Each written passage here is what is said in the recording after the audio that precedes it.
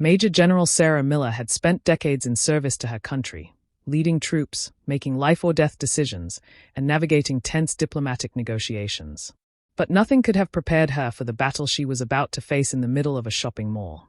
On this rare day off, she had simply wanted to enjoy a quiet afternoon.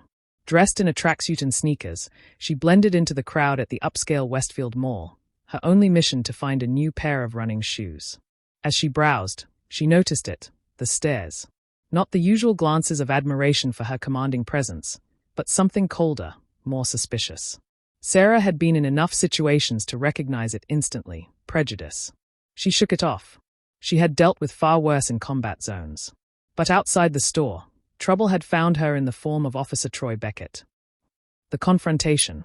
"Excuse me," Beckett said, his voice a practiced growl.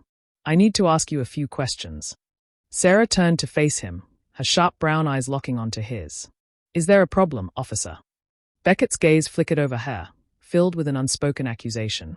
"You were acting suspicious in there. Mind telling me what you were up to?" Sarah exhaled slowly, her patience stretching thin. "I was buying shoes." She lifted the shopping bag for emphasis.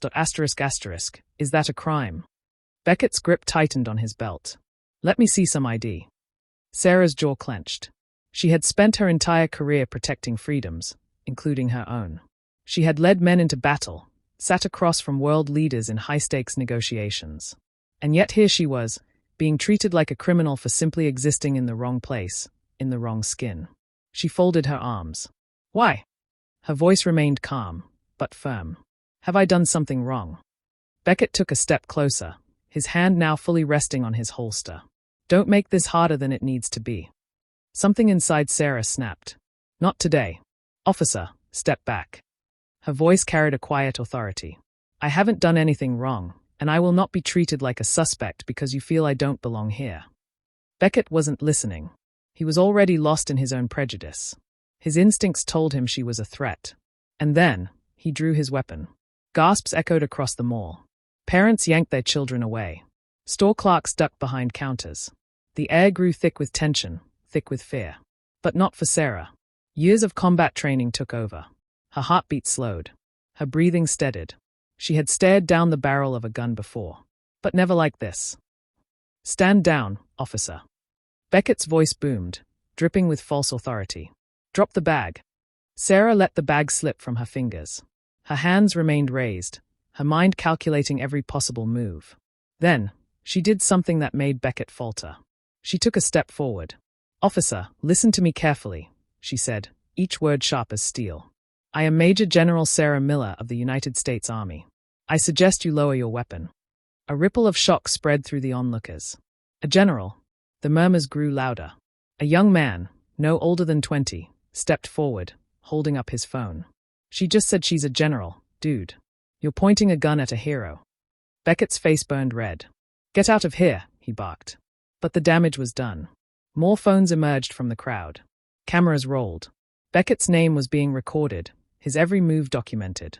Sarah took another step forward, her gaze unwavering. "Officer Beckett, you are about to make the biggest mistake of your career." His hand trembled on the gun. Doubt flickered across his face. A voice rang out over the chaos. "What the hell is going on here?" Mall security had arrived, their expressions grim. Then came Captain Denise Harper. Justice, served cold.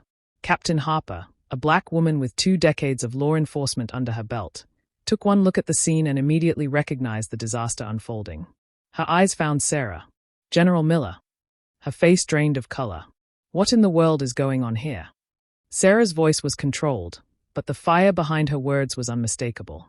"This officer just pulled a gun on me for shopping." Harper's jaw tightened. She turned to Beckett, her voice like a whip. "Holster your weapon. Now." Beckett hesitated.